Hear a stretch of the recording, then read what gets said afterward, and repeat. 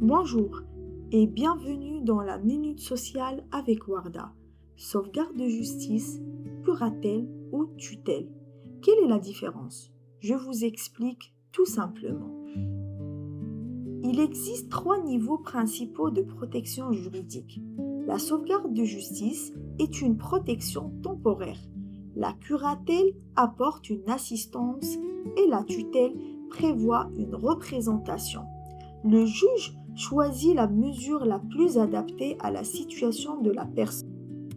La sauvegarde de justice. La sauvegarde de justice est une mesure légère, temporaire ou urgente. La personne continue généralement à accomplir elle-même les actes de la vie civile.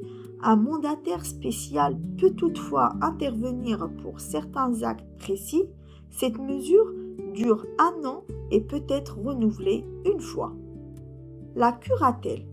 Sous curatelle, la personne conserve une certaine autonomie. Elle accomplit seule les actes de la vie courante, mais pour les actes importants, comme vendre un logement ou demander un emprunt, elle doit être accompagnée et assistée par son curateur. La tutelle. La tutelle est la mesure la plus protectrice. Le tuteur représente la personne pour la plupart des actes de la vie civile. Pour certains actes importants, comme la vente d'un bien, il doit demander l'autorisation du juge. Mais attention, une personne sous tutelle conserve des droits et doit être informée des décisions qui le concernent. La comparaison entre ces derniers, pour résumer, sous sauvegarde de justice, la personne agit principalement seule. Sous curatelle, elle est assistée pour des actes importants. Sous tutelle, le tuteur la représente pour la plupart des actes. Plus la protection est forte, plus l'intervention de la personne désignée est importante. Pour demander une mesure de protection, il faut notamment un certificat médical circonstancié, un formulaire et plusieurs justificatifs. Le dossier est ensuite transmis au tribunal.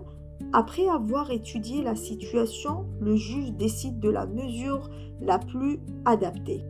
La sauvegarde de justice protège temporairement. La curatelle accompagne et la tutelle représente. La bonne mesure est celle qui protège suffisamment la personne tout en respectant au maximum son autonomie.